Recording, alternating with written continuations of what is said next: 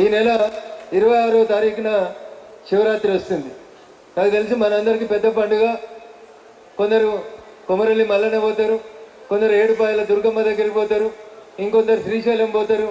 ఎవరు ఎక్కడికి పోయినా నేను మీతో చేసేటువంటి విజ్ఞప్తి, దయచేసి 27వ తారీఖు రోజు మాత్రం ఉదయం పోలింగ్ స్టార్ట్ అయ్యేసరికి మనమందరం కూడా ప్రతి పోలింగ్ స్టేషన్ ముంగట మినిమం ఒక 25 మందితోటి ఖచ్చితంగా మనం కనబడాల్సిందే.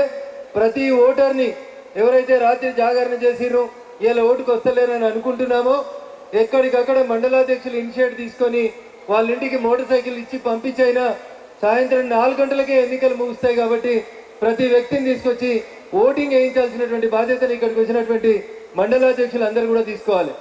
ఎందుకంటే శివరాత్రి పెద్ద పర్వదినం, ఎక్కువ మంది జాగరణ చేస్తారు. కానీ మీకు అందరికీ ఇంకో మాట కూడా గుర్తు చేస్తా ఉన్నా నేను. ఊర్లలో మాట చెప్తారు, శివుడు ఆజ్ఞ లేకపోతే చీమ కూడా కుట్టదు. శివుడు ఆజ్ఞాపించింది కాబట్టి ఎన్నికలు 26వ తారీఖు తెల్లారి 27వ తారీఖు వచ్చినాయి.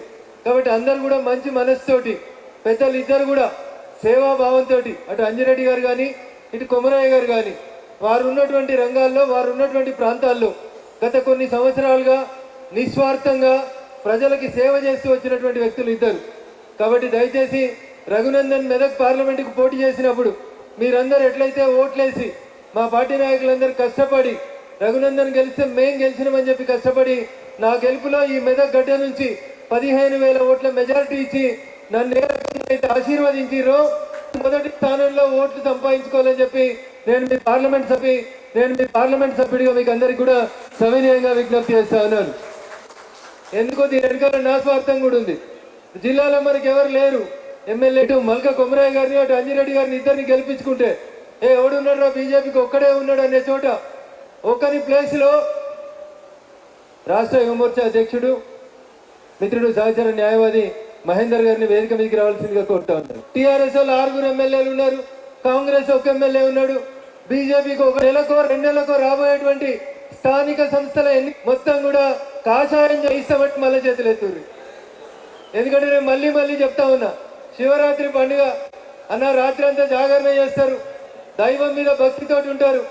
పొద్దున్న లేస్తే భారతీయ జనతా పార్టీ నాయకులు మనం 2 అక్షరాలు చెప్తాం, 1 దేశం కోసం, 2 ధర్మం కోసం చేస్తున్నామని చెప్తాం.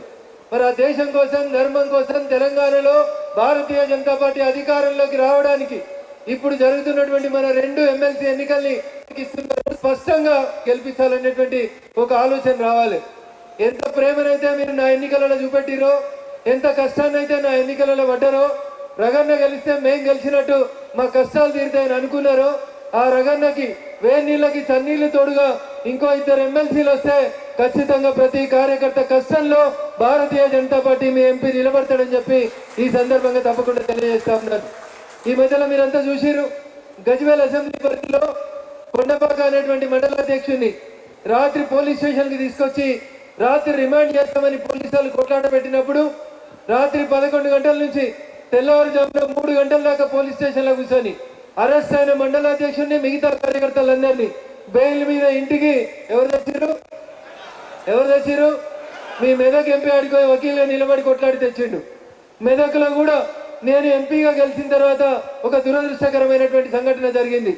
అప్పటి జిల్లా పార్టీ అధ్యక్షుడు మిత్రుడు గడ్డం శ్రీనివాస్తో పాటు భారతీయ జనతా పార్టీలో పేరున్న ప్రతి నాయకుని పోలీసులు ఏరి కేసులు పెట్టి రిమాండ్ చేస్తే నల్లకోట వేసుకొని పోయి కోర్టులో నిల్చొని మనోళ్ళందరినీ బయటికి ఎవరు తెచ్చిర్రు? మరి అట్లా 24 గంటలు మీకోసం కష్టపడుతున్న మీ ఎంపీ చేతులు మెదకోళ్ళే, గెలిచేది నిలబడేది కూడా మెదకోళ్ళే. నిలబడదామా? ఈ గ్రాడ్యుయేట్లు, ఈ టీచర్లు, లెక్చరర్లు మనకు సపోర్ట్ చేయకపోతే మనం గెలుతుంటిమా? ప్రతి నాయకుడు, ప్రతి కార్యకర్త ఒక దీపం ఇంకొక దీపాన్ని వెలిగించినట్టు ఎక్కడోళ్ళక్కడ కష్టపడి పనిచేసారు. కాబట్టి మనకి ఎమ్మెల్యే, కాంగ్రెస్ ఎమ్మెల్యే ఉన్నప్పటికీ కూడా మెదక్లో మనం 15-16 వేల మెజార్టీ తెచ్చుకున్నామా లేదా? ఇప్పుడు ఒక పోటీ నడుస్తుంది ఈ ఎమ్మెల్సీ పరిధిలో. ఈ ఎమ్మెల్సీలో 4 జిల్లాలు ఉన్నాయి, ఉమ్మడి జిల్లాలు. ఎన్ని? మెదక్, కరీంనగర్, నిజామాబాద్, ఆదిలాబాద్. ఈ 4 జాగాలలో ఎవరున్నారు ఎంపీలు? ఎవరున్నారు? మనం ఉన్నాం. నిజామాబాద్ పోతే అరవింద్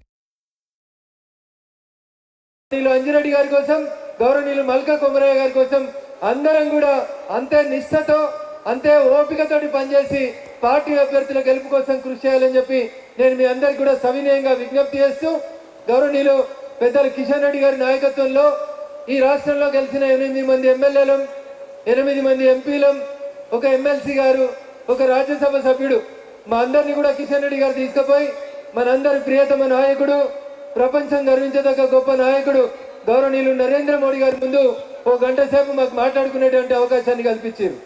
మోడీ గారు ఒకటే ఒక మాట చెప్పిండ్రు, దేశంలో కాశ్మీర్ నుంచి కన్యాకుమారి దాకా అన్ని రాష్ట్రాల్ని ఒకటి ఒకటి మనం గెలుస్తూ వచ్చినాం, తెలంగాణలో గెలవాలనేది నా ఆకాంక్ష.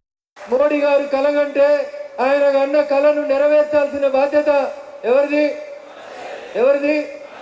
ఏం చెప్పారు స్వామి వివేకానంద గారు? ఇనుప కండలు ఉక్కు నరాలు కలిగినటువంటి 10 మంది యువతనిస్తే ఈ దేశ చరిత్రను మారుస్తానని స్వామి వివేకానంద గారు చెప్పిండ్రు. నాటి నరేంద్రుడు కలలు కంటే నేటి నరేంద్రుడు మన దేశాన్ని ప్రపంచంలో ఎక్కడికి పోయినా మోడీ మోడీ మోడీ అనే నినాదం తప్ప ఇంకొక నినాదం లేకుండా ఈ దేశం విశ్వగురుగా మలచబడతా ఉంది. అంత గొప్ప నాయకుడి నాయకత్వంలో పనిచేస్తున్న మనకు వచ్చిన ప్రతి అవకాశాన్ని సద్వినియోగం చేసుకోవాలా, పక్కింటి వాళ్ళు గొప్పగా ఉన్నారని సంతోషపడాలా. ఏం చేయాలి? నేను మెదక్ ఎన్నికల ప్రచారంలో ఒక మాట చెప్పిన మీకు, మెదక్లో ఎంపీ గెలవకపోతే మీరు ఫోటో దిగాలంటే ఆడుకోవాలి, పోయి సికింద్రాబాద్ ఎంపీ గారిని సార్ మేము మెదక్కి వచ్చినాం ఒక ఫోటో దిగుతాం సార్ అని బతిలాడుకోవాలి, లేకపోతే కరీంనగర్ ఎంపీ దగ్గరికి పోయి బతిలాడుకోవాలి, లేకపోతే నిజామాబాద్ ఎంపీ దగ్గరికి పోయి బతిలాడుకోవాలి. మీ పిల్లలు మీకుంటే బాగుంటుందా, పక్కింటే పిల్లల్ని ముద్దాడితే బాగుంటుందా ఒకసారి ఆలోచించమని చెప్పిన. ఇవాళ అదే మాట మనం కూడా ఆలోచించుకోవాలి. మన ఎమ్మెల్సీలు గెలవాలో పక్క పార్టీ పోతే గెలిచి పైరవ్ చేసుకుందామా? ఎవరు గెలవాలి? అంజనాడి గెలిస్తే ఈయన పటాంచారులు ఉంటాడు, పోయి అంజనా చేస్తావా సస్తావా నిలబెట్టే అధికారం మీకు ఉంటుందా ఉండదా? అదే పక్క జిల్లా వాడు గెలిచిండు అనుకో, పోగలుగుతారా? అడగగలుగుతారా?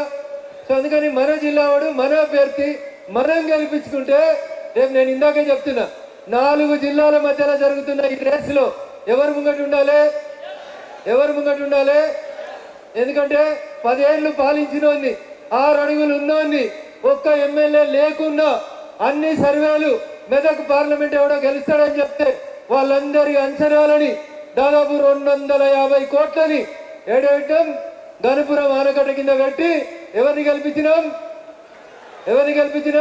కాషాయ జెండాని గెలిపించినాం. అట్లే రేపటి ఎమ్మెల్సీ ఎన్నికలలో కూడా గౌరవనీయులు అంజిరెడ్డి గారిని మల్కా కొమరయ్య గారిని గెలిపిస్తే నా గొంతు కొంచెం రెస్ట్ దొరుకుతుంది. రోజు నేనే మాట్లాడి అన్ని నేనే అరిచి చేయడం వల్ల నేను కొంచెం వీక్ అవుతుంటా, నష్టపోతూ ఉంటాం. అందుకని నన్ను ఇంకో 4 రోజులు మీరు కాపాడుకోవాలంటే నాకు ఇంకో 2 సపోర్ట్గా రావాలి. ఇస్తారా ఇస్తారా? సో అంతే విశ్వాసంతో కిషన్ రెడ్డి గారు వస్తానని అడిగితే నేను చాలా మంది గ్రాడ్యుయేట్ మిత్రులకి, ప్రైవేట్ స్కూల్లో టీచర్లకి, యాజమాన్యాలకి రిక్వెస్ట్ చేసి ఒక్కరోజు ముందు చెప్పిన ఇంత పెద్ద సంఖ్యలో ఇక్కడికి తరలి వచ్చినటువంటి గ్రాడ్యుయేట్ మిత్రులకి, పార్టీ నాయకులకి, ఉపాధ్యాయ సోదరులకి, సంఘాలను పక్కన పెట్టి కొంతమంది ఉపాధ్యాయ మిత్రులు వచ్చారు. వారందరికీ కూడా శిరస్సు వంచి నమస్సుమాంజలి తెలియజేస్తూ చివరిగా మా జర్నలిస్టు మిత్రులు కూడా అనేక మంది జర్నలిస్టు మిత్రులకు ఓటు ఉంటుంది. చాలా మంది మీరు కూడా గ్రాడ్యుయేట్సే కాబట్టి అన్న మా రగన్న గెలిస్తే మా ఈనాడు విలేకరు గెలిచినట్టు, మా రిపోర్టర్ గెలిచినట్టు అని ఆ రోజు మీరు నా కోసం ఎట్లా కష్టపడ్డారో ఇప్పుడు రేపు అదే రకంగా అంజిరెడ్డి గారి కోసం, మల్కా కొమరయ్య గారి కోసం కూడా మౌత్ టు మౌత్ క్యాంపెయిన్లో మీరు మాకు సహాయపడాలని మనస్ఫూర్తిగా మిమ్మల్ని అందరినీ వేడుకుంటూ